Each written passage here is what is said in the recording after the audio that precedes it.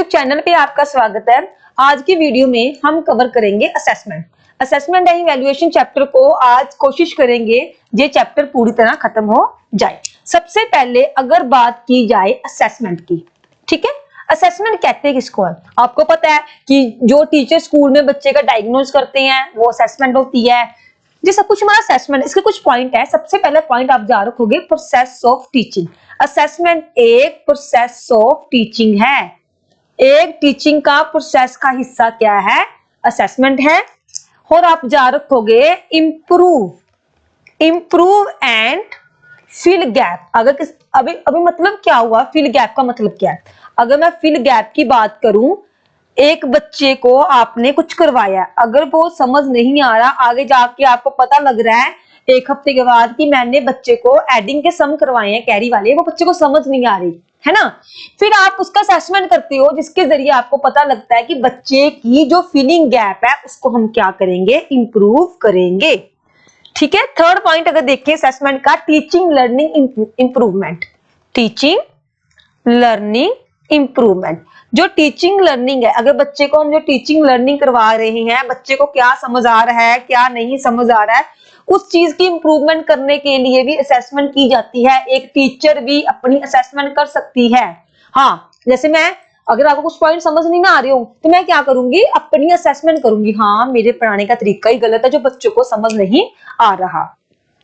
उसके बाद diagnose, next point लिख सकते हो आप, डायग्नोज एंड रिमीडियल। हम बच्चे का पहले डायग्नोज करेंगे, फिर रिमीडियल टीचिंग देंगे कि बच्चे को क्या समझ आ रहा है या क्या नहीं। अगर मैं डायग्नोज और रिमीडियल की बात करूं, ठीक है, छोटे से पॉइंट से हम डायग्नोज और रिमीडियल को समझने की कोशिश करेंगे। डायग्नोज क्या होता है? फॉर एग्जाम्पल, आप हो, समझ लो, ये छोटे से आप हो, आपको फीवर है, आपको ना फीवर है, आप डॉक्टर के पास गए, डॉक्टर ने सबसे पहले आपसे पूछा कि आपको क्या हो रहा है। आप बोलोगे मेरे सिर में दर्द है, मेरे पेट में दर्द है, अपने डॉक्टर को बताओगे। सबसे पहले डॉक्टर क्या करेगा? आपका डायग्नोज करेगा, आपकी प्रॉब्लम का पता करेगा कि हाँ एग्जैक्ट प्रॉब्लम क्या है। उसके बाद डॉक्टर क्या देगा? आपको मेडिसिन देगा। उसके बाद डॉक्टर आपको क्या देगा? मेडिसिन देगा। सेम वैसे ही पहले हम बच्चे का डायग्नोज करेंगे। अगर पेपर में पूछा जाएगा सबसे पहले बच्चे का क्या होता है, आप याद रखोगे, सबसे पहले हम बच्चे का डायग्नोसिस करेंगे कि बच्चे को प्रॉब्लम किस चीज में आ रही है। हाँ, बच्चे को प्रॉब्लम किस चीज में आ रही है। एंड इन द लास्ट हम बच्चे की क्या करेंगे? रिमीडियल टीचिंग करेंगे। बच्चे की प्रॉब्लम का क्या ढूंढेंगे? सॉल्यूशन ढूंढेंगे। ठीक है। सेम एग्जांपल आप पे है। फीवर हुआ, डॉक्टर के पास गए, डॉक्टर ने आपका टेस्ट किए, टेस्ट में आ गया आपको टाइफाइड है, डेंगू कुछ भी है, फिर डॉक्टर ने क्या किया? आपको उस प्रॉब्लम के लिए मेडिसिन दी। ऐसे तो है नहीं कि आपको डेंगू हो और डॉक्टर मेडिसिन कोई और दे दी, ऐसे नहीं होता। ठीक है। इसलिए वो डायग्नोज एंड रिमीडियल ये हमारे किसके पार्ट है? असेसमेंट के। इसमें से कोई भी डेफिनेशन आपसे असेसमेंट के लिए पूछी जा सकती है। आगे मूव करेंगे। अगला टॉपिक हम इसमें लिखेंगे टाइप ऑफ असेसमेंट। असेसमेंट की कुछ टाइप्स भी होती हैं। नेक्स्ट टॉपिक हमारा इसके अंदर ही रहेगा, टाइप ऑफ असेसमेंट। देखो बच्चे, ध्यान रखना है, असेसमेंट के टाइप, पैरामीटर्स, ये सब कुछ अलग है। अगर असेसमेंट के टाइप की बात की जाए, असेसमेंट के टाइप दो हैं। ठीक है। असेसमेंट कितने तरह के है? असेसमेंट दो तरह के है, जिसको सबसे पहला क्या है? Formative, okay, and second one क्या है? समेटिव। आपको ये याद रखना है, दो तरह के। अगर पेपर में सिंपली पूछा जाएगा टाइप ऑफ असेसमेंट कितनी तरह के हैं, आपने याद रखना है दो तरह के। पेपर में ये भी पूछा जा सकता है, टू टूल्स ऑफ असेसमेंट, दो टूल्स बताओ असेसमेंट के, तब भी आपका आंसर क्या होगा? Formative and summative. ठीक है। अब इसको ना हम ट्रिक के साथ याद करेंगे। पेपर में क्या होता है, हमारे पास सिलेबस बहुत सारा तो हम भूल जाते हैं। सबसे पहले हम बात अगर करें फॉर्मेटिव की, अभी मैं आपको एक ट्रिक बताऊंगी, उसके जरिए आप कभी भी इस चीज को भूल नहीं पाओगे। फॉर्मेटिव क्या होता है? जो चलता जाता है। फॉर्मेटिव क्या होता है? जो चलती जाती है। अगर आपको एग्जाम में ड्यूरिंग वर्ड मिल जाए, ड्यूरिंग का मतलब क्या होता है? लगातार चल रहा है, या वाइड वर्ड मिल जाए, इसका मतलब क्या है? Formative assessment. और आप जा रखोगे जो फॉर्मेटिव असेसमेंट है, टू इनहेंस लर्निंग, ये हमारी लर्निंग को बढ़ावा देती है। जो हमारी फॉर्मेटिव असेसमेंट है, ये हमारी लर्निंग को क्या करती है? आगे लेके जाती है। ठीक है। सेकेंडली अगर हम बात करेंगे समेटिव की, जो समेटिव वर्ड है ना बच्चे, वो कहां से बना? सम से। सम का मतलब क्या है? आप इधर से देखो, SUM। सम हम कहां यूज करते हैं? टोटल में। जब हम किसी चीज का टोटल करते हैं, और टोटल कब होता है? लास्ट में। आप इसको इस तरह याद कर सकते हो, टोटल कब होता है? लास्ट में, एंड में, ऑफ में, जहां किसी चीज का क्या देना हो? रिजल्ट देना हो, उस टाइम समेटिव असेसमेंट यूज की जाती है। कहीं भी वर्ड मिल जाए, total, last, and, of, result, उसमें कौन क्या यूज होगा? हमारा समेटिव असेसमेंट होगी। और समेटिव असेसमेंट क्या होती है? No improvement. अगर बोर्ड ने आपका रिजल्ट दे दिया, अगर आप फेल हो तो आप फेल ही होंगे, इसमें कोई भी इंप्रूवमेंट नहीं की जाती। इसमें सिर्फ और सिर्फ क्या किया जाता है? जजमेंट की जाती है। ठीक है, इसमें सबसे ज्यादा क्या होती है? जजमेंट। बच्चा पास है, बच्चा फेल है, बच्चा वो है, बच्चा ये है, इसमें सिर्फ और सिर्फ एक ही चीज की जाती है, वो की क्या जाती है? जजमेंट। बच्चे नेक्स्ट टॉपिक इसमें हम कवर करेंगे फॉर असेसमेंट। अभी हमने टाइप किए थे, अभी हम करेंगे फॉर असेसमेंट पैराडिग्म्स। ठीक है, इसके 4 आप सबको पता है, जिन्होंने थोड़ा बहुत किया होगा उनको भी पता होगा। ठीक है, असेसमेंट सबसे पहली कौन सी असेसमेंट है? Assessment for learning. सेकेंडली कौन सी है? Assessment of learning. थर्ड कौन सी है? Assessment has learning. And fourth one कौन सी है? Assessment in learning. ये 4 तरह की हमारी क्या है?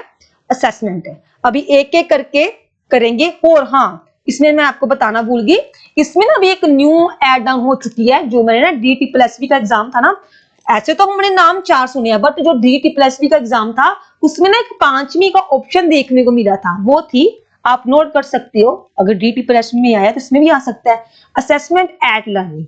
ठीक है, असेसमेंट एट लर्निंग। जी आप 5वां नाम भी नोट कर लो, है तो 4 ही चलेंगे, 4 ही स्तर चलेंगे, बट 5वां नाम हमने DTSSB में देखने को जो मिला था, इसलिए आप इसको नोट कर लो, असेसमेंट एट लर्निंग। चलो फिर एक एक करके इसके बारे में डिटेल में करती हैं।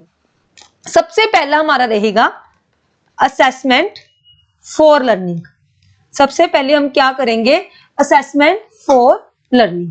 अगर असेसमेंट फॉर लर्निंग की बात की जाए, देखो इसको मैं बाय हिंट करवाऊंगी, बाय उसके करवाऊंगी ट्रिक के साथ। देखो इसमें क्या दिख रहा है आपको? 4। ठीक है, 4 से आप जा रखोगे फॉर्मेटिव।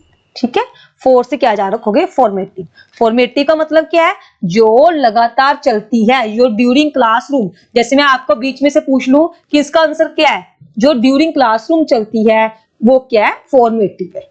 आप जा रखोगे, अगर पूछा जाएगा ये कौन सा बेस है, आप जा रखोगे ये teacher student, teacher student both, ये दोनों सेंटर का काम करती है। ये टीचर सेंटर भी है, ये स्टूडेंट सेंटर भी है। आपके पास ये ट्रिक याद रखनी है, जो मैंने ट्रिक दे दी ना आपको कि 4 से फॉर्मेटिव। एग्जाम में सीधा पूछा जाता है असेसमेंट फॉर लर्निंग किसके अंदर आएगी? फॉर्मेटिव के, समेटिव के, एड के, इनके आपने बस याद रखना है।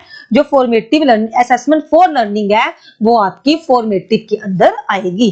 अगर सेकेंडली पॉइंट की बात की जाए, सेकेंडली पॉइंट है हमारा assessment of learning. Secondly point क्या है हमारा? Assessment of learning. बच्चे अगर ऑफ लर्निंग की बात की जाए, ऑफ का मतलब खत्म, ऑफ का मतलब क्या हो गया? खत्म हो गया। ठीक है, खत्म कब होता है? जब आपका रिजल्ट आता है, मतलब कहने का समेटिव, मतलब कहने का समेटिव, मतलब कहने का टोटल, मतलब कहने का ऑफ। ठीक है, ये भी जा रखोगे टीचर प्लस स्टूडेंट, दोनों के बेस पे ही चलती है। थर्ड बच्चे, थर्ड हम मूव करेंगे। थर्ड हमारी है assessment has learning. Assessment has learning. अगर मैं असेसमेंट हैज लर्निंग की बात करूं, एज का मतलब क्या है? जब हम सेल्फ इवैल्यूएशन करते हैं, जब हम सेल्फ असेसमेंट करते हैं। आप जैसे फॉर एग्जांपल ले लो, आपने अभी MCQ कोई टेस्ट दिया है, उसमें 10 MCQ थे, उसमें से आपने देखा कि आपके 10 of 8 मार्क्स बन रहे हैं, है ना? आपने क्या देखा कि मेरे 8 नंबर बन रहे हैं। फिर आप क्या करोगे? आप उसमें से देखोगे कि हाँ, जो मेरे 2 गलत हो रहे हैं वो कौन से टॉपिक से हो रहे हैं। इसमें आप क्या कर रहे हो? खुद का असेसमेंट, खुद का ही खुद का ही आंकलन कर रही हो कि हाँ मेरा क्या गलत है क्या सही है, जिसमें आप खुद का ही आंकलन करते हो। ठीक है बच्चे, फोर्थ पे मूव करेंगे, असेसमेंट इन लर्निंग। फोर्थ हमारा क्या है, असेसमेंट इन। देखो बच्चे इन आ गया, अभी आपको मेरी ट्रिक ज्यादा आ गई होगी, इसमें मैंने आपको एक ट्रिक दी थी इनमें, इन ड्यूरिंग, DURING, इन आ गया ना, इन ड्यूरिंग। और ड्यूरिंग कब होता है, जब हमारे पास कौन सी असेसमेंट हो, फॉर्मेटिव। जब हम बच्चे की फॉर्मेटिव लगातार असेसमेंट क्लास में कर रहे हो, वो हमारा क्या है, ड्यूरिंग है। क्योंकि फॉर्मेटिव का मतलब ही क्या होता है, जब आप क्लासरूम में बैठ के एक बच्चे की पूरी तरह असेसमेंट करते हो, बार बार उससे पूछते हो क्या कमी है, क्या आ गया, क्या रह गया, वो सब कुछ। ठीक है, अगर मैं फिफ्थ पॉइंट की बात करूं जो मैंने आपको नया लिखाया था, ठीक है, assessment eight learning. Eight learning का मतलब क्या है, एड का मतलब क्या है, जब हमारा कोई दोस्त पीयर असेसमेंट करे। आपने देखा होगा कि हम बोलते हैं ना कि यार आज मैं टेस्ट ले ले दूं, देख कितने मार्क्स आते हैं, वो ही सब कुछ। जब हम दो दोस्त, जैसे दो लोग बैठ के, जहाँ पूरे ग्रुप में बैठ के क्यूज खेलें, क्यूज कह लो, कोई गेम कह लो, MCQ सोल्व करें, जब हमारे दोस्त हमारी असेसमेंट करें, तो वो किसके अंदर आएगा, वो आएगा असेसमेंट एट लर्निंग के अंदर। ये चार तरह के आपके पैरामीटर्स थे। ठीक है, आई होप आपको वीडियो अच्छी लग रही हो, वीडियो के साथ बने रहना, अभी बहुत कुछ करना है इसके अंदर। उसके बाद न्यू टॉपिक की अगर बात करें, उसके बाद एक नया टॉपिक लिखती है। अगर हम देखें, आप सबको पता है फॉर्मेटिव एंड समेटिव को आगे जाके डिवाइड किया हुआ है, ये सबको पता है, फॉर्मेटिव एंड समेटिव को डिवाइड किया हुआ है। अगर पूछो, आपको पता है जो फॉर्मेटिव है वो कितने % में जाता है, 40 में, एंड जो समेटिव है वो कितने में जाता है, 60 में। अभी जो डिवाइड किया वो कैसे किया है, जो 40 है ना, अगर मैं बात करूं फॉर्मेटिव की, ये 40% कैसे बना, इसमें FA4 आते हैं, F1 F2 आपने सुना ही होगा, बच्चे से घर पे बोलते हैं आज मेरा FA1 है, FA2 है। ठीक है, इसके कितने % चलते हैं, 10J 10 और 10, टोटल चला के कितना हो गया बच्चे, 40% हो गया।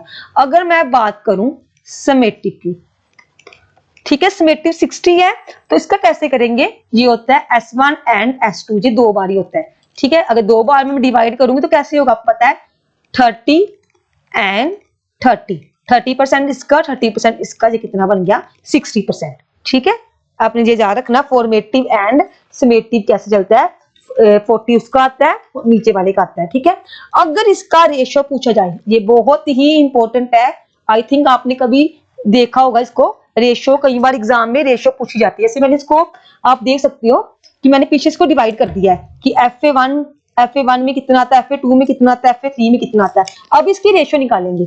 अगर पेपर में पहले फॉर्मेटिव दिया होगा, ऐसे दिया होगा फॉर्मेटिव और समेटिव की रेशियो निकालो, फॉर्मेटिव कितने % का है, 40 का, एंड समेटिव कितने का है, 60 का। इसमें थोड़ा सा मैथ यूज करेंगे।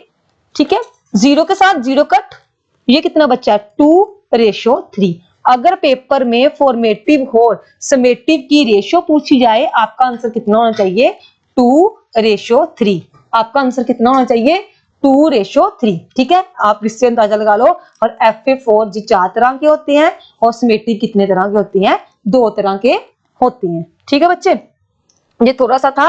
अभी एक ना न्यू अपडेट भी आई है, अगर मैं न्यू अपडेट के अकॉर्डिंग देखूं ना, देखो बच्चे एक चीज ये भी नोट कर लेना, अगर न्यू अपडेट की बात की जाए, फॉर्मेटिव और समेटिव, न्यू अपडेट में फॉर्मेटिव हमारा 20% काम करता है और समेटिव हमारा 80% काम करता है। ठीक है, आप ऑप्शन देख लेना पेपर में से कौन सा ऑप्शन है। अगर इसकी रेशियो कवर की जाए 1:4 आएगा। ठीक है, 1:4 आएगा, ये न्यू अपडेट है। अगर पुरानी अपडेट पूछी जाएगी रेशियो में, तो आप याद रखना 2:3 होगा। ये मैंने आपको बता दिया, थोड़ा सा मैथ की कैलकुलेशन थी, इजी थी। ठीक है, न्यू अपडेट और ओल्ड अपडेट में आप इस दोनों को देख लेना। उसके बाद अब मैं आपको कुछ बता देती हूँ कौन से टेस्ट किस किस में आते हैं। पेपर में ये भी पूछा जा सकता है कि ये वाला टेस्ट किस में आएगा। फर्स्टली अगर बात की जाए क्लास टेस्ट, अगर कोई टीचर आपका क्लास टेस्ट ले रही है तो वो क्या है, रेगुलर बेस है ना, वो किस में आएगा, फॉर्मेटिव में। FOR ही लिखूंगी, फॉर्मेटिव में। समझ लो आपका पीएस टेट हो रहा है, ठीक है, केबीएस टेस्ट हो रहा है, जहां आपका सी टेट हो रहा है, ये सब किस में आएगा? इसमें आप क्या होगा, इसमें आपको पासिंग मार्क्स मिलेंगे, फेल पास, ये सब कुछ में आएगा, समेटी में आएगा। अगर आप कोई मॉक टेस्ट दे रहे हो, ये भी क्या है, इसमें भी आपको मार्क्स ही देंगे ना, कि 10 नंबर है, 20 नंबर है, 40 नंबर, ये भी इसमें आएगा, समेटी में आएगा। अगर मैं आपसे क्वेश्चंस पूछ रही हूँ, आपसे कोई एमसीक्यू पूछ रही हूँ, वो क्या है, वो किस में आएगा, फॉर्मेटिव में। क्यों पूछ रही हूँ, कि आपको समझ आया भी है या नहीं आया।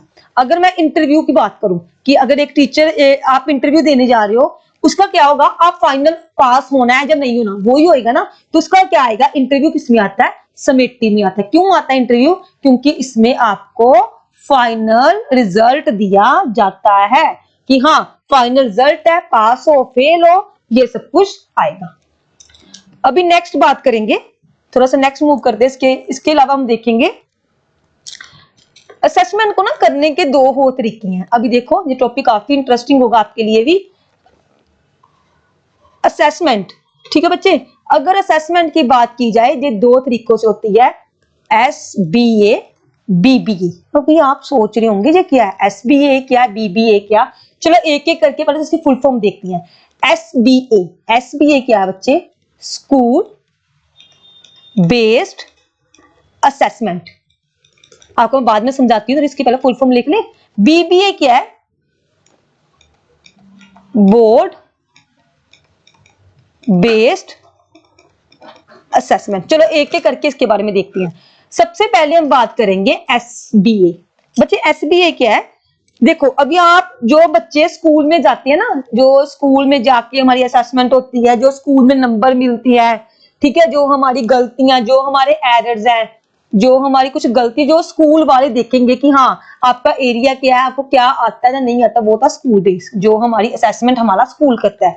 अगर BBA की बात की जाए, जैसे पंजाब बोर्ड है, ठीक है, CBSE बोर्ड है, NCERT है, ये सब कुछ बोर्ड वाले, जो काम बोर्ड वाले करेंगे वो बोर्ड बेस्ड असेसमेंट होगा, जो काम स्कूल वाले करेंगे वो होगा स्कूल बेस्ड असेसमेंट। चलो इसको हम डिफरेंस करेंगे अच्छी तरह, इसको डिटेल में देखते हैं। अभी असेसमेंट मैंने आपको बताई दो तरीकों से होती है, इसकी भी SBA एंड सेकेंडली BBA। चलो इसमें डिफरेंस करेंगे और अच्छी तरह आप इसको समझ पाओगे। सबसे पहले हमारा आएगा इधर SBA एंड सेकेंडली आएगा BBA। चलो SBA क्या है, जो असेसमेंट हमारी स्कूल में हो रही है, क्या होगा, इंटरनल या एक्सटर्नल, ये हमारी इंटरनल है। क्यों इंटरनल है, क्योंकि हमें पता है कि टीचर कौन सा है, मैथ का टीचर कौन सा है, पंजाबी का टीचर कौन सा है, इंग्लिश का टीचर कौन है, ये इंटरनल है। बट जब आप बोर्ड में एग्जाम देने जाते हो, हमें ये नहीं पता होता कि कौन कौन है, इसलिए ये क्या हो गया, एक्सटर्नल हो गया। हमें ये तो पता नहीं होता कि बोर्ड में एग्जाम लेने वाला कौन है, इसलिए क्या हो गया, एक्सटर्नल हो गया।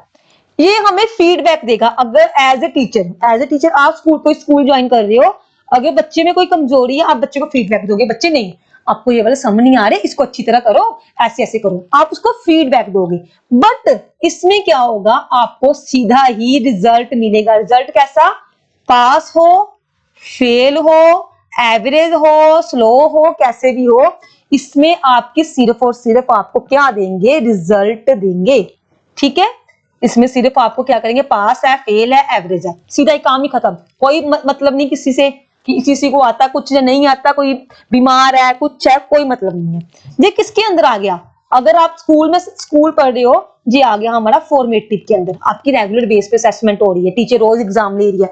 बट ये किसके अंदर आ गया, समेटिव के अंदर। समेटिव के अंदर क्यों आया, क्योंकि इसमें क्या है कि आपने 6 मंथ के बाद एग्जाम दिया, 1 साल के बाद एग्जाम दिया, आपको नहीं पता कि जी वो टीचर कौन सा नहीं है। जैसे हमारे टीचर को हमारी कमजोरी पता है कि हाँ इस बच्चे की राइटिंग गंदी है, पर ये इंटेलिजेंट है, हाँ ये बच्चा बीमार है, ये फिर भी कर पाएगा।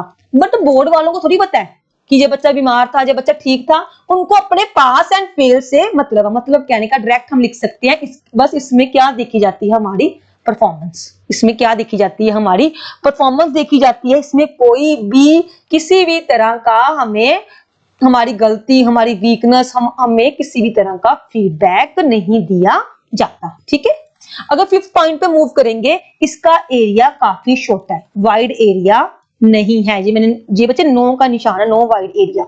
एक स्कूल है, समझ लो, एक स्कूल है, अभी इसको देख, स्कूल समझ लेना, ये एक स्कूल है, सिर्फ एक ही स्कूल है ना, इसका एरिया बड़ा थोड़ी है, बट जो बोर्ड है, बोर्ड का एरिया काफी बड़ा होता है, ये वाइड एरिया है, ठीक है, बोर्ड का एरिया काफी बहुत ही बड़ा होता है, ये काफी ही वाइड एरिया के अंडर आता है।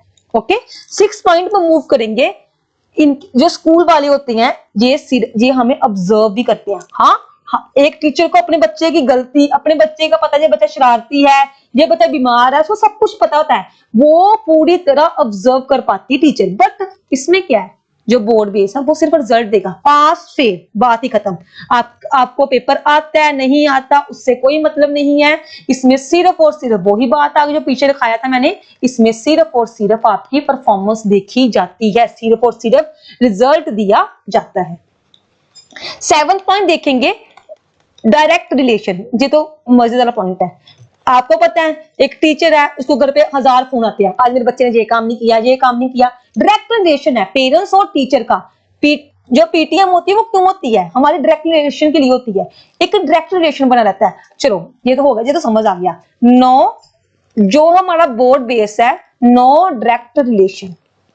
अगर आपको किसी ने फेल कर दिया, आपके घर वाले उनसे लड़ने नहीं जा सकते कि मेरे बच्चे को क्यों फेल किया, ये तो हो ही नहीं सकता। इस करके ये क्या होगा, इनडायरेक्ट रिलेशन। अगर फेल कर दिया तो कर दिया। और अगर क्लास की टीचर ने फेल किया, घर वाले जाके भड़क जाएंगे, क्या हो गया जी, हमारे बच्चे को फेल क्यों कर दिया। इस करके याद रखना है, ये डायरेक्ट रिलेशन बनाती है और वो इनडायरेक्ट रिलेशन बनाती है। ये था हमारा एसबीए और बीबीए। उसके बाद आपने ये चीज याद रखनी है, जो हमारा एसबीए है वो किसके अंदर आता है, नो स्टैंडर्डाइज्ड टेस्ट के अंदर आता है, क्योंकि इसमें स्टैंडर्डाइज्ड टेस्ट नहीं देखा जाता। और जो हमारा बीबीए है वो हमारा किसके अंदर आता है, स्टैंडर्डाइज्ड, ठीक है, स्टैंडर्डाइज्ड टेस्ट के अंदर आता है। जैसे बीबीए है वो सेम पैटर्न, देखो अभी कुछ बच्चों को स्टैंडर्डाइज्ड का मतलब ही नहीं पता होगा, मैं आपको बता देती हूँ बच्चे। स्टैंडर्डाइज मतलब क्या होता है, same pattern follow each student. अगर एक आप कोई पेपर देने जा रहे हो, उसका पैटर्न सबका सेम होगा। ये हो सकता है कि सेट ए है, बी है, सी है, डी है, ये हो सकता है, बट सबका जो same pattern follow each student, ठीक है। जो बीबीए है वो सेम पैटर्न फॉलो करता है, बट जो एसबीए है ना, एसबीए है अकॉर्डिंग टू चाइल्ड होता है। देखो अगर एक क्लास में अकॉर्डिंग टू चाइल्ड नीड, ये बच्चे की जरूरत के अकॉर्डिंग होता है। आपको मैं बताती हूँ कैसे। फॉर एग्जाम्पल अगर मैं एसबीए की एग्जाम्पल लूं, मैंने क्या बताया, ये बच्चे की नीड के अकॉर्डिंग चलता है। फॉर एग्जाम्पल एक क्लास में 30 स्टूडेंट है, ठीक है। एज ए टीचर मैं अपनी खुद की एग्जाम्पल ले रही हूँ।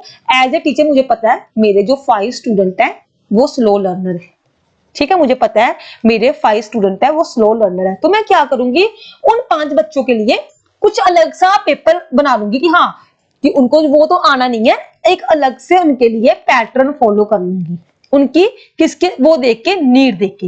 बट अगर वो ही बच्चे बीबीए मतलब कि बोर्ड में एग्जाम देने जा रहे हैं, समझ लो 10th क्लास का एग्जाम देने जा रहे हैं, उसमें अगर 30 स्टूडेंट है ना, तो वो ये नहीं देखेंगे कि इसमें स्लो लर्नर कौन सा है, फास्ट लर्नर कौन सा है, एक्स्ट्रा ऑर्डिनरी कौन सा, वो नहीं देखेंगे। वो सिर्फ और सिर्फ क्या करेंगे, सेम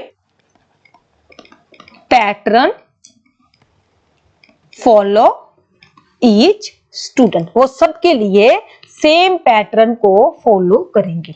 ये चीज का आपको ध्यान रखना है, वो सबके लिए ही सेम पैटर्न का फॉलो करेंगी। इसमें आपको मैंने बता दिया असेसमेंट कितने तरह की होती है, कौन कौन सी होती है, कैसे होती है, समेटिव किस में आएगा, फॉर्मेटिव किस में आएगा, किस तरह उसको डिवाइड किया हुआ है, उसकी रेशियो कौन सी है, ये मैंने आपको सबको बता दिया। उसके बाद इसके अंदर एक और टॉपिक लिख लेंगे, इसके अंदर ही आप देख लो, जो मैंने आपको फॉर्मेटिव और समेटिव को थोड़ा सा बताया था ना, आप उस चीज को याद रखना। जैसे F1, F2, F3 and this one is F4, 10 10 10 10, ये तो सबको पता है, इतना इजी तो सबको पता है। आप सोच रहे हो ये करवा क्या, तो हमें पता बता दिया, बट नहीं, इसमें न्यू क्या है, अभी आप इसके मंथ याद रखोगे। जो F1 एंड F2 होता है ना बच्चे, वो होता है अप्रैल टू सितंबर, ठीक है।